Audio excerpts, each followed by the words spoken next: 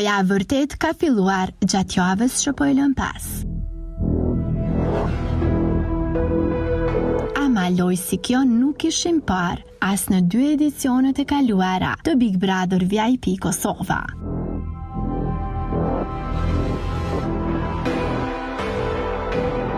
Kur një ish bashkëshort futet brënda, fillimisht të ballafaqohet me ish gruan e pastaj për të bërë pjesë e garës për plot 200.000 euro.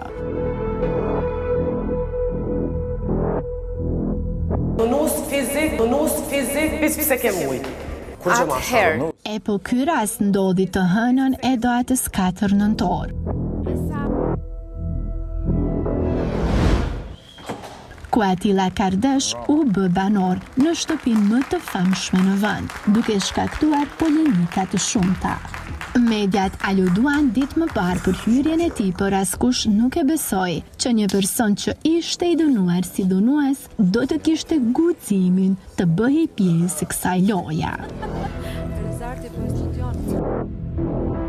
Reagime pat edhe nga personalitetet dhe personazhe të fushave të ndryshme, të cilët nuk ishin as pak dakord që Atilla dhe Drenusha të ishin në të njëjtin ambient.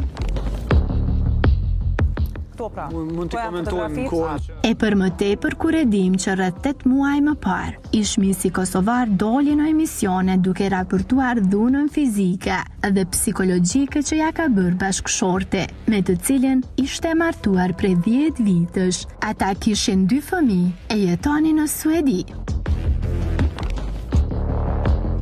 Duket se problemet në çift kanë filluar herët, por Drenusha i raportoi më vonë dhe denoncimin e bëri pikërisht në Kosovë.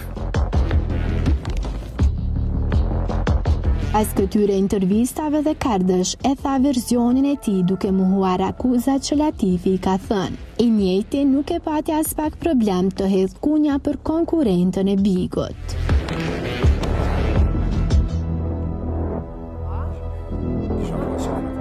Opinioni publiku shtan nga mos reagimi saj dhe disa kanë quajtur këtë një plan të dobët të tyre, duke marrë parasysh që produksioni mund ta ketë bërë lojë, sigurisht me pagesë të majme për 2 protagonistët e kësaj historia. E nisi me këtë dokument ku hidhet poshtë kërkesa Drenushës për urdhër mbrojtje. Pra, pasi kërkoi ndihmën e policisë në gusht të këtij viti, konkretisht me datë 28. Pika 1.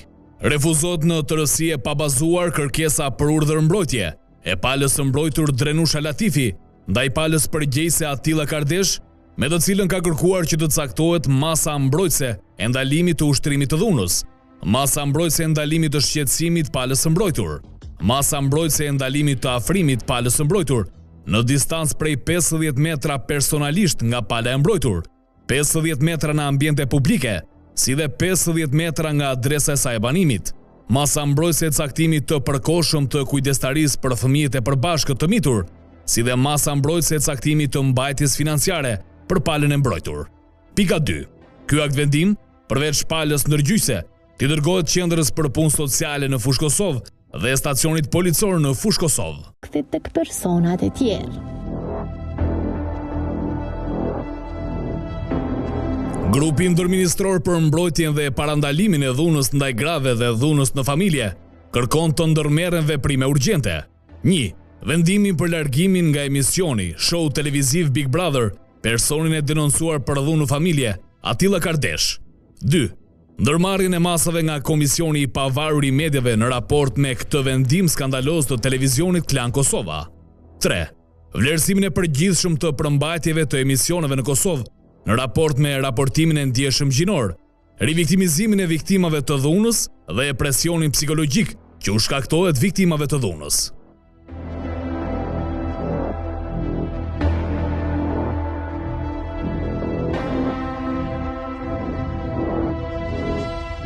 Pati edhe pak naci duke sulmuar objektin e Klan Kosovës.